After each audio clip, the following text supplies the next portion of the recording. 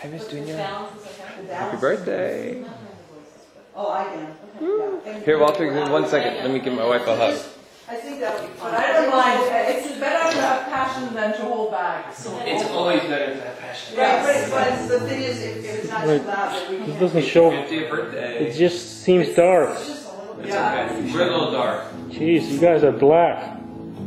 that's the velvety feminine void. It's the wine. Okay, let's go for it. Oh, because there was a light coming in. In here. Something you just said, we're getting here. God, look at this spread. Look at all that wine. I know, it's a benefit getting here This early. is great. I'm so glad the food came from Vermont. I know, we imported everything. Even the music's from India. We could have driven the food down. You probably passed them on the You were freeway. cooking. Hi, Sandy! We I weren't know, on you the guys thought I was freeway. cooking. No, I was just making the wine. Look at all this. This is beautiful. What a I spread. love those ears. Thank you.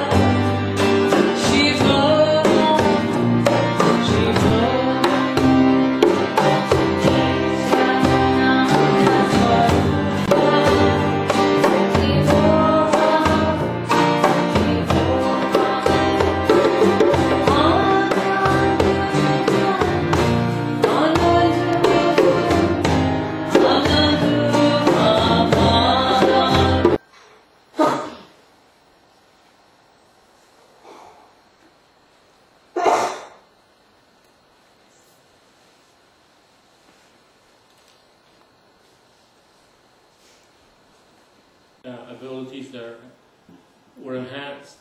So she's pretty well solid over there. I can feel it. So what we're going to do is she's kind of feeling the energy. We're going to perform. Okay, John, you're up. Feel the energy in my spine, down my back, in my chest. Stay aware of the line. In the energy I rest. Energy coming down my skeleton is floating weightless. Energy coming down my skeleton is floating weightless. Energy coming down my skeleton is floating. Surrender. I'll do anything to be like a man, this I swear, but I won't wear their underwear. I'll stop wearing makeup and sexy lace. I'll put a macho look on my face. I'll do anything to be like a man, this I swear, but I won't wear their underwear. One of the I would be things, dragging these things. one of the things that you can do with sensitivity, you can actually touch a person's head and tell, based upon the point you're touching, how that part of the brain functions. Like over here, it's a little bit temperamental, wanting to get one's way. But over here, it's more temperamental, wanting to get one's way. So I know Dunya. So now this one is about curiosity. So what I'm going to do is I'm going to see how Robert's brain in the same area is going to be like. Now it's ironic that both are curiosity, but the curiosity over here is driven by talking. So he's willing to be curious as long as he can talk about it. So let's see. I'm going to take a look over here. Listening, willing to listen, loves listening. loves listening to himself. So it's a little bit of a difference in how they're using those brain patterns and functions. This is like, both of them are willing to kind of like look at the same situation in a very curious yet practical way. So they do have a similarity here. But I wrote something out, so I'm very happy that all of you came tonight. And in Holland, actually, when you turn 50, the women are called Sarahs, and the guys are called Jacobs. And they put this sign in front of the house, and they say, Sarah, when it's the 50th birthday, here is a Sarah, and when it's a Jacob, they put down Jacob. So I'm like amazed, I've never heard that before. Somebody told me that today. So I'm a Sarah, doing a Sarah today. So what have I learned like in my 50 years? 50 years on this planet is actually, not a very long time, but I think I've learned something. Particularly being an anthropologist as my first choice and my first hat, I'm always very critically involved and thinking like, how am I going to get involved in this culture that I don't really condone, which was Germany, in the 1960s, 70s, and 80s. And as a child, I lay back in the house in beautiful cornfields, and I would always, be looking at the sky and at the wind going through the trees. And when I went to school, I thought, wow, what a bunch of bullshit. These teachers are teaching me. It is so boring. Why am I not out in the fields and lying there? So I made a habit to skip school a lot.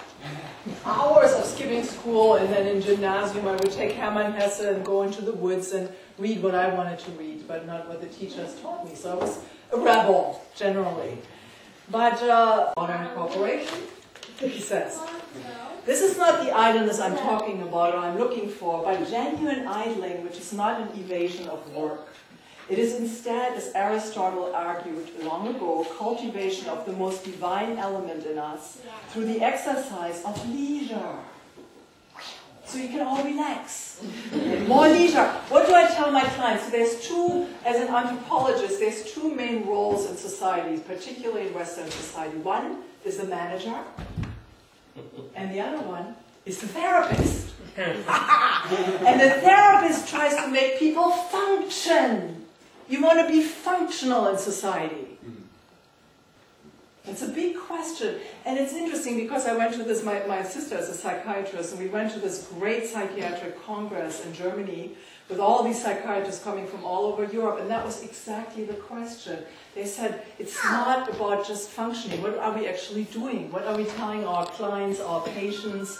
How do we reintegrate people back to a society that's potentially sick or unsustainable? So what is our duty, our mission here?